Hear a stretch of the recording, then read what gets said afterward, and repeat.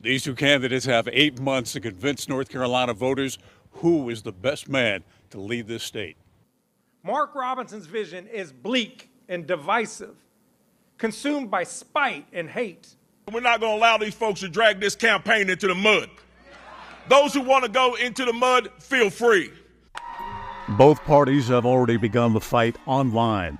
The Democratic Governors Association launched a video using Robinson's own words against him. I'd love to pass a law that restricts abortion. We could pass a bill saying you can't have an abortion in North Carolina for any reason. The Republican Governors Association launched the Real Josh Stein website, accusing the Democrat of supporting President Biden and failing as North Carolina's Attorney General, claiming the number of murders rose 25% under his watch. The website doesn't cite where the numbers come from.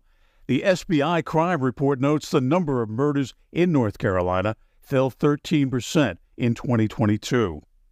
I said, I think you're better than Martin Luther King. I think you are Martin Luther King times 2. Donald Trump praised Robinson in his speech last Saturday in Greensboro, but fellow Republicans have not hesitated to criticize him. Bill Graham, who lost the GOP primary for governor, issued a statement saying, quote, Mark Robinson is an unelectable candidate in the general election in North Carolina, and he puts a conservative future at risk for everyone, from the courthouse to the White House. One issue clearly dividing Robinson and Stein is abortion. And let me be clear about reproductive health care, contraception, IVF, and abortion. As governor, I will veto any further restrictions on women's reproductive freedoms. Robinson did not mention abortion during his acceptance speech last night. Now, people ask me, what's the difference between you and your Democratic challenger? The answer is simple. I'm part of a winning team.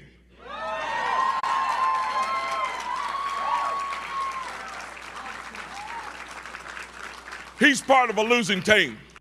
Robinson says Republicans have done a better job than Democrats with the economy, noting the state's $5 billion surplus and its #1 ranking as a business destination. You better believe that Robinson's extreme views would scare away business and good-paying jobs. We've been down this road before here, HB2, the bathroom bill, and it is a dead end. Whoever wins this election, it will be North Carolina history. Voters will either elect the state's first black governor or its first Jewish governor. In Greensboro, I'm Bill O'Neill, WXII 12 News.